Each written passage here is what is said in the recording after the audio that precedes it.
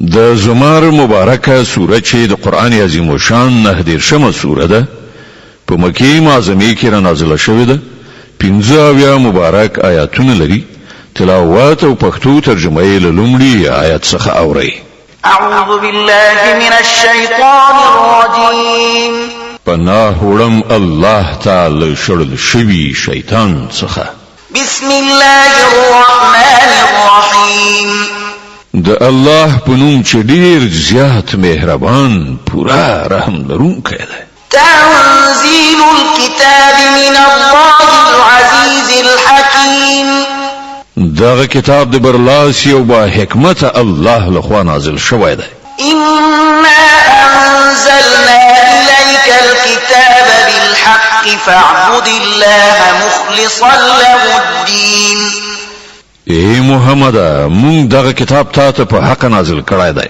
لدې کبل ته د همغه الله بندگی وکړه د همغه لپاره د دین په خالص کولو سره ألا لله الدين الخالص والذين اتخذوا من دونه أولياء ما نعبدهم إلا ليقربونا إلى الله زلفى إن الله يحكم بينهم فيما هم فيه يختلفون إن الله لا يهدي من هو كاذب كفار خبردار اوسه خالص دین د الله حق دی پاتې شول هغه کسان چې هغوی له هغه پرته نور سرپرستان نیولې دي او د خپل دغه کار دا توجیه کوي چې مونږ خو د هغوی عبادت صرف په دې خاطر کوو چې صرف هغوی مونږ الله ته ورسوي الله به په یقیني ډول د هغو په منځ کې د ټولو هغو خبرو پریکړه وکړي چې هغوی پکې اختلاف کوي الله داسې یو چاته هدایت نه کوي چې دروغجن او د حق منکر وي لو أراد الله أن يتخذ ولدا لاصطفى مما يخلق ما يشاء سبحانه هو الله الواحد القهار که الله غوښتلای څوک زوی ونیسي نو خپل مخلوق نه چې چاته خوښه وای غوړه کړای به یو پاک دی هغه لدینه چې څوک د هغه زوی وي هغه الله دی کی یو او پر ټولو برلاسه خلق السماوات والأرض بالحق يكبر الليل على النهار ويكبر النهار على الليل وسخر الشمس والقمر كل يجري لأجل مسمى ألا هو العزيز الغفار هغه اسمانونه او زمکه په حق پیدا کړی دي هغه پر ورځ شپه او پر شپه ورځ نه غاړي هغه لمر او سپوږمۍ په داسې شان رام کړی دي چې هر یو تر یو ټاکلي وخت پورې روان دي و په هیږي هغه برلاس او بخونکی دی خلقكم من نفس واحدة ثم جعل منها زوجها وأنزل لكم من الأنعام 8 أزواج يخلقكم في بطون أمهاتكم خلقا من بعد خلق في ظلمات 3 ذلكم الله ربكم له الملك لا إله إلا هو فأنا تصرفون هغه تاسو له نفس نه پیدا کړی بیا هغه د چې له هغه نفس نه د هغه جوړه پیدا کړ او هغه تاسو لپاره له څاروي نه اته جوړې پیدا کړې هغه تاسو د مېندو په ګیډو کې له دریو تیارو پردونه دننه تاسو ته یو په بل پسې یو بڼه درکړي همدغه الله چې دغه چارې سرته رسوي تاسو پروردگار دی بچای له هغه ده له هغه پرته هیڅ معبود نشته نو تاسو کوم لوري ته اړول کیږي إن تكفروا فإن الله غني عنكم ولا يرضى لعباده الكفر وإن تشكروا يرضه لكم ولا تزر وازرة وزر أخرى ثم إلى ربكم مرجعكم فينبئكم بما كنتم تعملون إنه عليم بذات الصدور. که تاسې کافر شئ نو الله له تاسې نه بې نیازه دی، خو هغه د خپلو بندګانو لپاره کفر نه خوښوي، او که تاسې شکر وباسئ نو هغه دا ستاسې لپاره خوښوي. هیڅ پیټی اخیستونکی به د کوم بل چا پیټی وانخلي. په پای کې ستاسې ټولو د خپل پروردګار خواته ورګرځېدل دي. بیا به هغه تاسې ته دروښیي چې تاسې څه کوئ. بېشکه هغه په هغه څه چې په سینو کې دي پوه دی. وإذا مس الإنسان ضر دعا ربه منيبا إليه ثم إذا خوله نعمة منه نسي ما كان يدعو إليه من قبل وجعل لله أندادا ليضل عن سبيله قل تمتع بكفرك قليلا إنك من أصحاب النار. پر انسان چې کله کوم آفت راځي نو هغه د خپل پروردګار خواته پر رجوع کولو سره هغه بولي. بیا کله چې د هغه پروردګار هغه په خپل نعمت سره سر لوړی کوي نو هغه بیا هغه مصیبت هیروي چې د هغه له امله مخکې بلنه کوله او نور د الله سیالان ګرځوي ترڅو چې د هغه له لارې نه نور خلک هم واړوي. ای پیغمبره هغه ته ووایه چې لږ ورځې له خپل کفر نه خوند واخله، ته په یقیني ډول دوزخ ته تلونکی. أمن هو قانت آناء الليل ساجدا وقائما يحذر الآخرة ويرجو رحمة ربه قل هل يستوي الذين يعلمون والذين لا يعلمون إنما يتذكر أولو الألباب. آیا دغه انسان کړن لار غوړه ده او که د هغه چا چې امر منونکی دی د شپې په ساعتونو کې ولاړ وي او سجدې کوي، له آخرت نه ویریږي او د خپل پروردګار رحمت ته هیلهمن کیږي. له دوی نه پوښتنه وکړه آیا پوهېدونکي او نه پوهېدونکي کله یو شانته کېدای شي؟ نصیحت خو د پوهې خاوندان مني. قل يا عبادي الذين آمنوا اتقوا ربكم للذين أحسنوا في هذه الدنيا حسنة وأرض الله واسعة إنما يوفى الصابرون أجرهم بغير حساب. ای پیغمبره ووایه چې ای د خدای بندگانو چې ایمان مو راوړی دی له خپل پروردګار نه وویریږئ. کوم کسانو چې په دې دنیا کې نیک چلند غوره کړی دی د هغو لپاره ښېګڼه ده او د خدای ځمکه پراخه ده. صبر کوونکو ته خو به خپل اجر بې حسابه ورکړ شي. قل إني أمرت أن أعبد الله مخلصا له الدين وأمرت لأن أكون أول المسلمين. ای پیغمبر دوی ته وایه ما ته امر شوی دی چې د الله لپاره د دین په خالصولو سره د هغه بندگی وکړم او ما ته امر شوی دی چې تر ټولو د مخه زه په خپله مسلمان یعنی امر منونکی اطاعت کوونکی شم. قل إني أخاف إن عصيت ربي عذاب يوم عظيم. وای که زه د خپل پروردګار نافرمانی وکړم نو زه د یوې سترې ورځې له عذاب نه ویریږم. قل الله أعبد مخلصا له ديني فاعبدوا ما شئتم من دونه قل إن الخاسرين الذين خسروا أنفسهم وأهليهم يوم القيامة ألا ذلك هو الخسران المبين. وای چې زه خو به د الله لپاره د دین په خالصولو سره د همغه بندگی وکړم. تاسې چې له هغه پرته د هر چا بندگی کول غواړئ کوئ. وای اصلي مفلسان خو همغه کسان دي چې خپل ځانونه او خپل کورنۍ د قیامت د ورځې په زیان کې واچول. خو واورئ همدغه ښکاره مفلسي ده.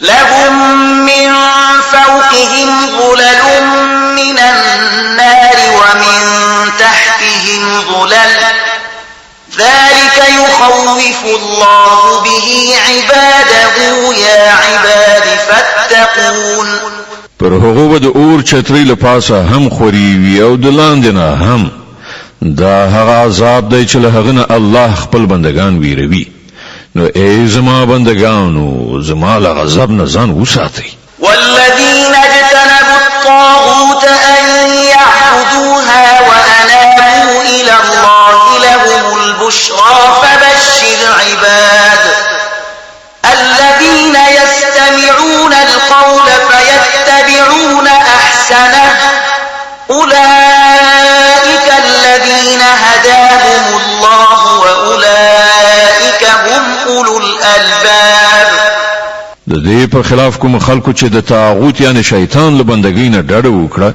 او د الله خواته رجوع وکړه د هغو لپاره زیری دی نو ای پیغمبر زیری ورکړه زما هغو بندگانو ته چې خبره په غور سره اوري او د هغې د ډیر ښه اړخ پیروي کوي دا هغه خلک دي چې هغو ته الله تعالی هدایت کړی دی او هم دوی د پوهې خاوندان دي أفمن حق عليه كلمة العذاب أفأنت تنقذ من في النار ای پیغمبره هغه چاته څوک نجات ورکولای شي چې پر هغه باندې د عذاب کلمات تطبیق شوي وي آیا ته هغه چاته نجات ورکولای شي چې په اور کې غورځېدلی وي لكن الذين اتقوا ربهم لهم غرف من فوقها غرف مبنية تجري من تحتها الأنهار وعد الله لا يخلف الله الميعاد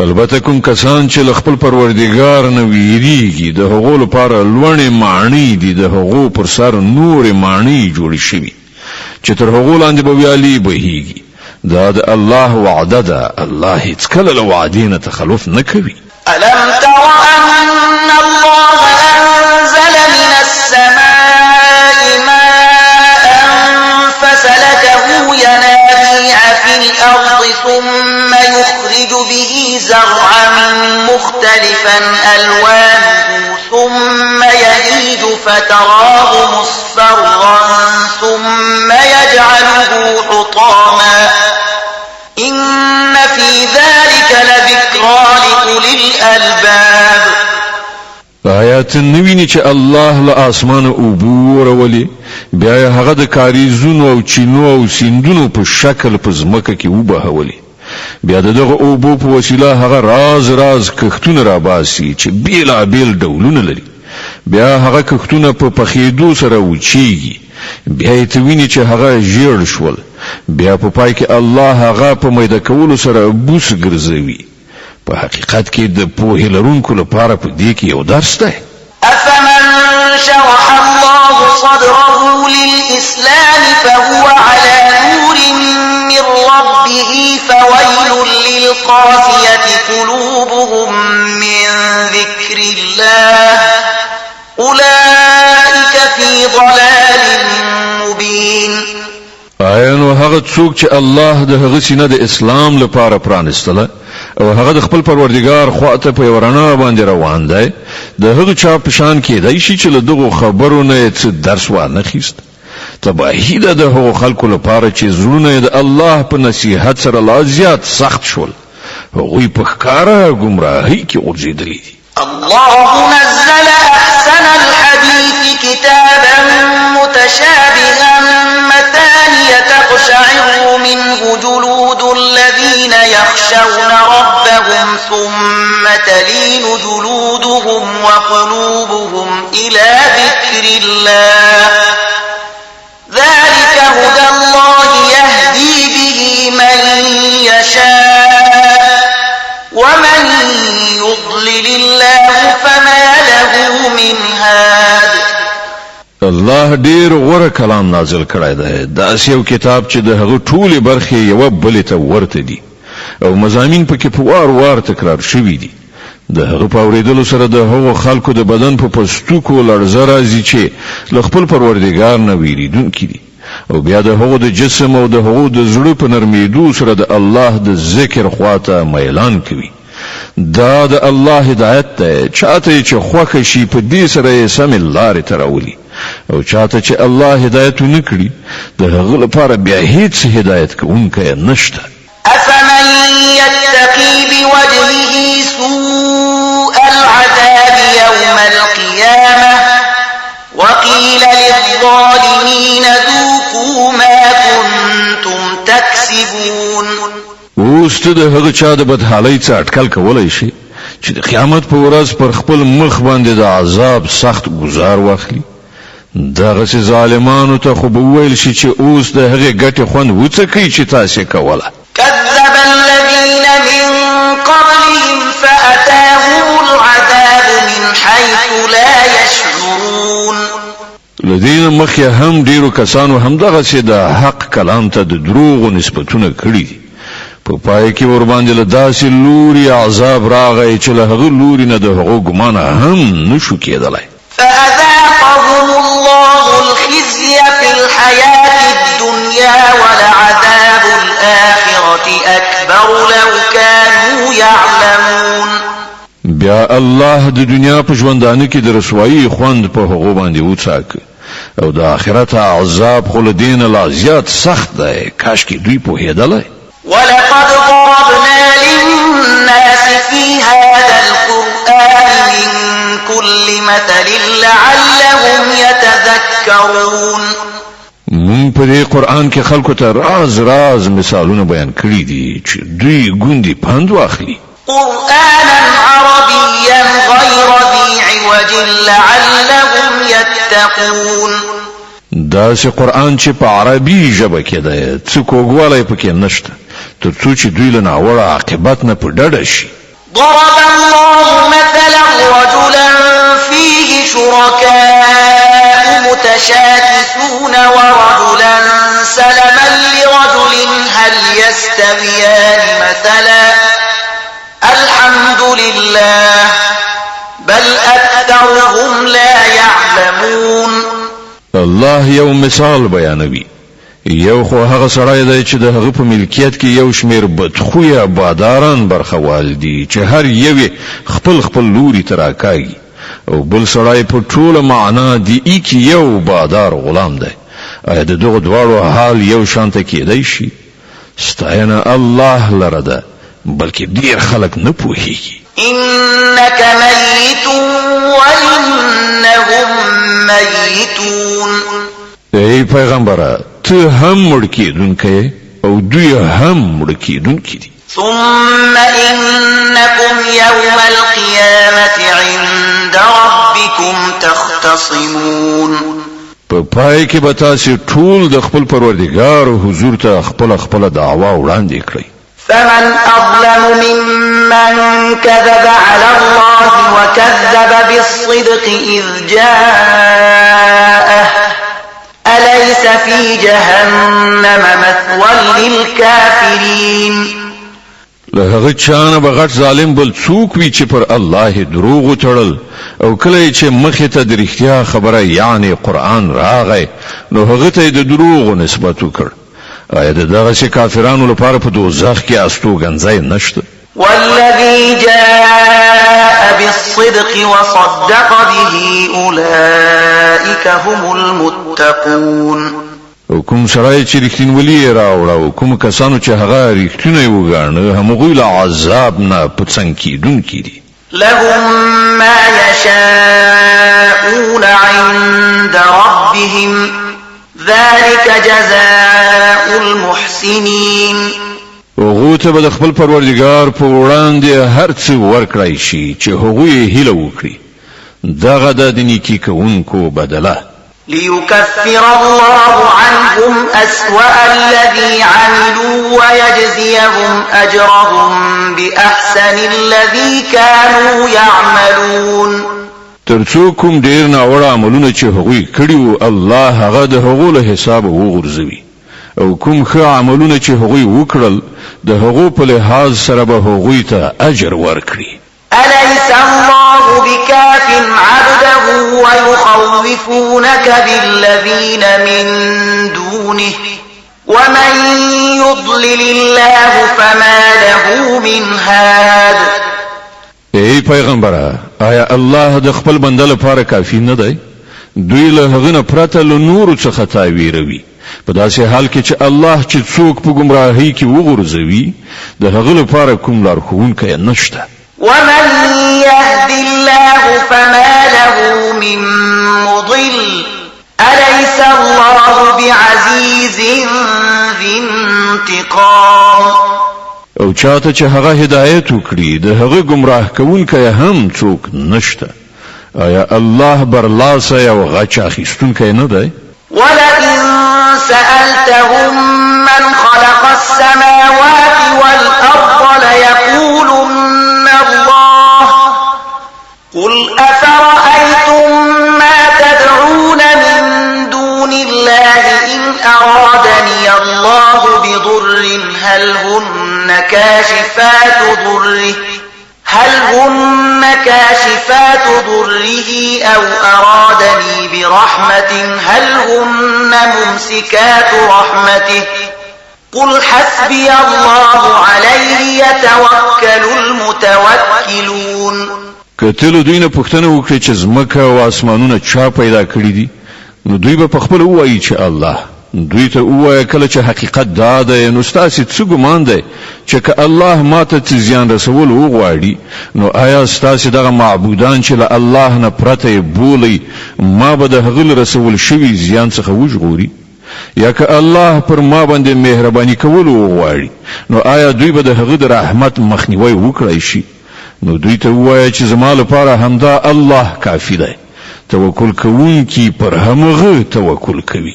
قل يا قوم اعملوا على مكانتكم إني عامل فسوف تعلمون من يأتيه عذاب يخزيه ويحل عليه عذاب مقيم. دوی ته په صراحت سره وایي چې ای زما قومه تاسو په خپل ځای خپل کار کوئ زه به خپل کار کوم. ډیر ژر به تاسو ته معلومه شي چې پر چا باندې رسوا کوونکی عذاب راځي او چاته هغه سزا ورکول کیږي چې هیڅ کله ایسته کیدونکې نه ده. إنا أنزلنا عليك الكتاب للناس بالحق فمن اهتدى فلنفسه ومن ضل فإنما يضل عليها وما أنت عليهم بوكيل. ای پیغمبره موږ د ټولو انسانانو لپاره دغه بر حق کتاب پر تا نازل کړی دی. نو څوک چې سم لار غوړه کړي د ځان لپاره به غوړه کړي او څوک چې منحرف شي د هغه د انحراف او بال به پر همغه وي. ته د هغه مسؤل نه یې. الله يتوفى الأنفس حين موتها والتي لم تمت في منامها فيمسك التي قضى عليها الموت ويرسل الأخرى إلى أجل مسمى إن في ذلك لآيات لقوم يتفكرون. هغه هم دغه الله دی چې د مرګ په وخت کې ساګانې اخلي او څوک چې لا تر اوسه پورې نه دی مړ شوی د هغه روح په خوب کې قبض کوي. بیا چې هغه د مرګ فیصله په چا باندې نافذوي هغه ساتي او د نورو ساګانې تر یو ټاکلي وخت پورې بیرته لیږي. په دې کې غټې نښانې دي د هغو کسانو لپاره چې غور او فکر کوونکي دي. أم اتخذوا من دون الله شفعاء قل أولو كانوا لا يملكون شيئا ولا يعقلون. آیا له هغه خدای نه پرته دوی نور سپارښت کوونکي نیولي دي؟ دوی ته وایه آیا هغوی به شفاعت وکړي که د هغو په واک کې هیڅ هم نه وي او پوهه هم نه لري؟ قل لله الشفاعة جميعا له ملك السماوات والأرض ثم إليه ترجعون. وایه شفاعت په ټوله معنا د الله په واک کې دی. د اسمانونو او ځمکې د پاچاهۍ مالک همغه دی. بیا د همغه لوري ته تاسې ورګرځول کیدونکي یاست.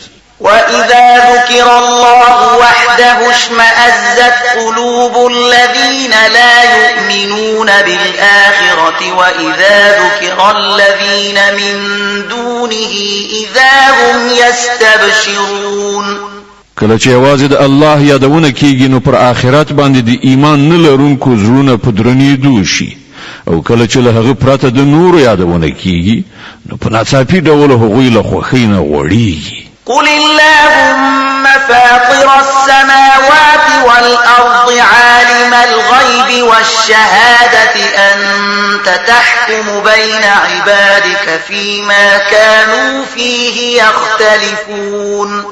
و خدایا د اسمانونو او زمکه پیدا کوونکې په پټ او ښکارا باندې پوهیدونکې همدا ته به د خپل بندگانو په منځ کې د هغه شی فیصله وکړي چې هغوی پکې اختلاف کوي.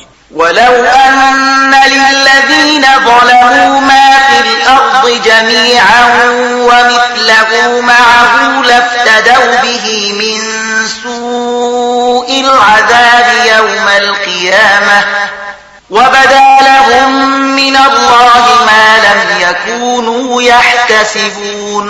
کله دغه ظالمانو سره د ځمکې ټوله شتمني هم وي او همدومره نوره هم نو دوی به د قیامت له ناوړه عذاب نه د خلاصون لپاره په فدیه کې د هر څه ورکولو لپاره چمتو شي.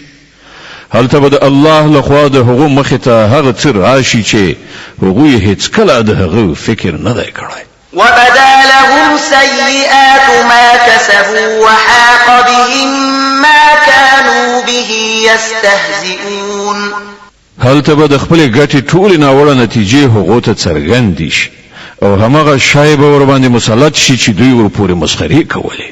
فإذا مس الإنسان ضر دعانا ثم إذا خولناه نعمة منا قال إنما أوتيته على علم بل هي فتنة ولكن أكثرهم لا يعلمون. همدغه انسان چې کله ستونزې ورته ورسیږي نو موږ بولي او کله چې موږ د خپل لوري نه د نعمت په ورکولو سره نازو نو وایي چې دا خو ماته د علم پر اساس راکړل شوی دي. نه بلکې دا ازمویښت دی خو له دوی نه زیاتره خلک نه پوهیږي. قد قالها الذين من قبلهم فما أغنى عنهم ما كانوا يكسبون. همدغه خبره له دوی نه مخکې تیر شو خلکو هم کړې ده خو څه چې هغوی ګټل هغه د هغوی هیڅ په دردو نه خوړل بیا هغوی د خپل ګټې ناوړه نتیجې وزغملې. فأصابهم سيئات ما كسبوا والذين ظلموا من هؤلاء سيصيبهم سيئات ما كسبوا وما هم بمعجزين. او له دغه خلکونه هم چې څوک ظالمان دي هغوی به ډیر ژر د خپل ګټې ناوړه نتیجې وګالي نو دوی ته د دوی د بدو عملونو سزا ورسېده. دوی زموږ عاجزونکي نه دي. أولم يعلموا أن الله يبسط الرزق لمن يشاء ويقدر إن في ذلك لآيات لقوم يؤمنون. او آیا دوی ته معلومه نه ده چې د الله چاته خوښه شي روزي پراخوي او چاته چې خوښه شي تنګوي؟ په دې کې نښانې دي د هغو کسانو لپاره چې ایمان راوړي. قل يا عبادي الذين أسرفوا على أنفسهم لا تقنطوا من رحمة الله إن الله يغفر الذنوب جميعا إنه هو الغفور الرحيم. ای پیغمبره هغو بندگانو ته می وایه کوم کسانو چې پر خپل ځانونو باندې تیرای کړای دی د الله له رحمت نه مناهلی کیږي. په یقیني ډول الله ټول ګناوي بخي هغه خو بخونکی مهربان دی.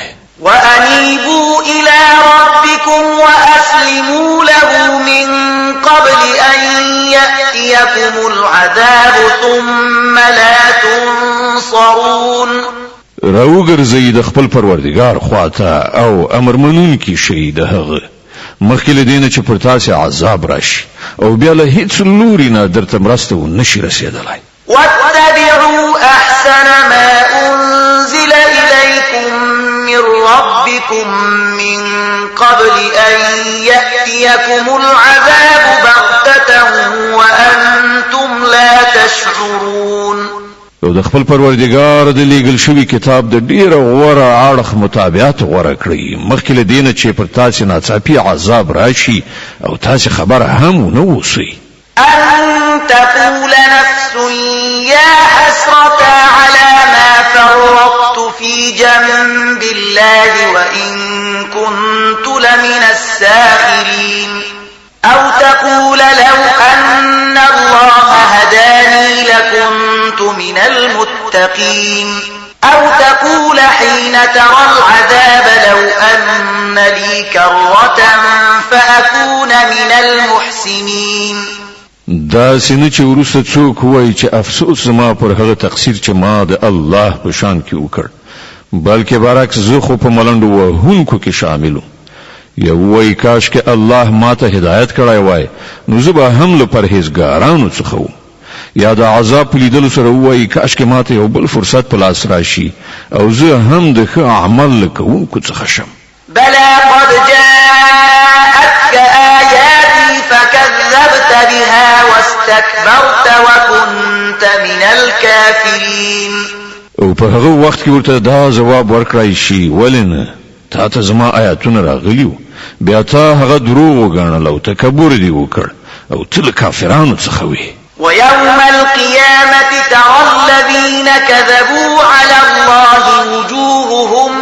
مسودة أليس في جهنم مثوى للمتكبرين نن چې کوم کسانو پر خدای دروغ تړلي دي د قیامت په ورځ به ته هغوی وویني چې مخونه به تور وي آیا په دوزخ کې د تکبر کوونکو لپاره ځای نشته وينجي الله الذين اتقوا بمفازتهم لا يمسهم السوء ولا هم يحزنون د دې برعکس کوم کسانو چې دلته پرهیزګاری کړې ده د هغو د بریالیتوب د اسباب الاعمال به الله هغوی ته نجات ورکړي هغوی ته به نه څه آفت ورسي یو نه به هغوی غمجن وي الله خالق كل شيء وهو على كل شيء وكيل الله د هر شي هستونکی دی او هغه د هر شي ساتونکی دی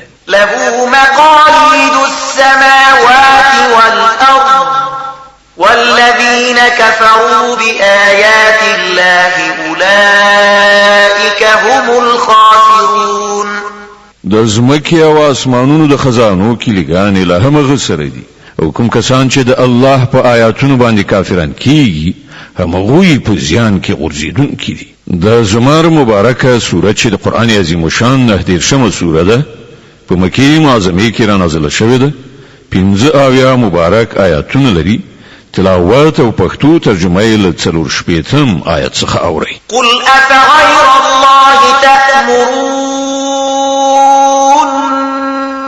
أعبد أيها الجاهلون ای پیغمبره دوی ته وایي ای جاهلانو تاسو له الله نه پرته د کوم بل چا د بندګۍ کولو لپاره ماته وایاست ولقد أوحي إليك وإلى الذين من قبلك لئن أشركت ليحبطن عملك ولتكونن من الخاسرين بل الله فاعبد وكن من الشاكرين دا خبره باید ته هغه ته په ډاګه څرګند وکړي ځکه چې تا ته ولتان مخکې تیر شو ټول پیغمبرانو ته دا وحی لګل شوی دی چې کته شرک وکړ نو ستا عمل به بابیزه یعنی ضایع شي او ته به په زیان کې لویدلای اوسې له دې کبله ای پیغمبره ته یوازې د الله بندگی وکړه او له شکر کوونکو بندگانو څخه شه وما قدر الله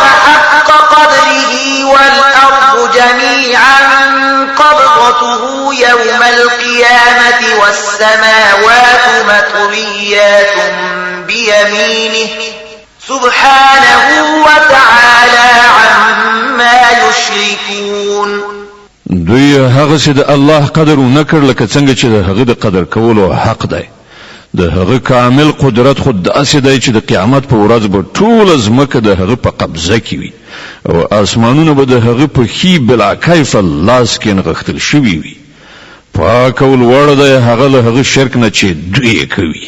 ونفخ في الصور فصعق من في السماوات ومن في الأرض إلا من شاء الله ثم نفخ فيه أخرى فإذا هم قيام ينظرون. او په هغه ورځ به په سوریان شپېلې کې پوکړای شي او هغه ټول چې په اسمانونو او ځمکه کې دي مړه به راوغورځيږي پرته له هغو چې الله د هغو ژوند غواړي. بیا به یو بل شپېلې پوکړای شي او په ناڅاپي ډول به ټول را پاتېږي ګوري به.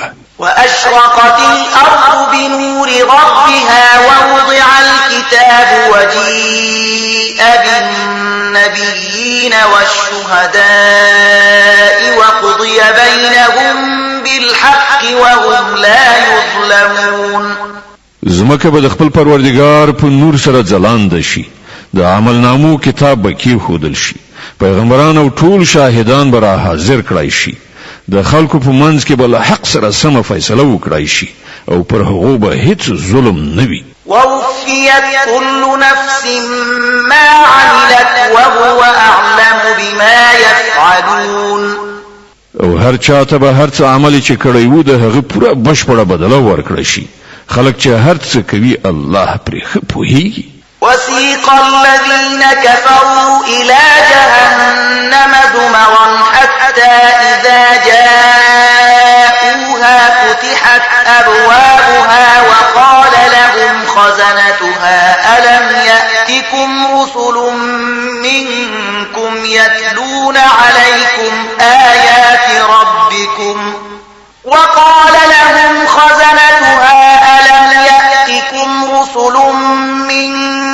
يتلون عليكم آيات ربكم وينذرونكم لقاء يومكم هذا قالوا بلى ولكن حقت كلمة العذاب على الكافرين.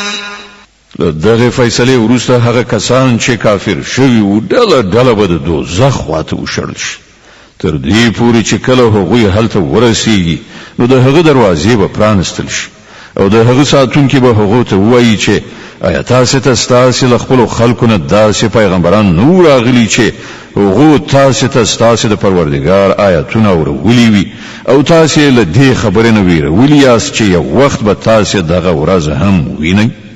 هغوی به جواب ورکړي هو راغلیو خو د عذاب فیصله پر کافرانو تطبیق شوه.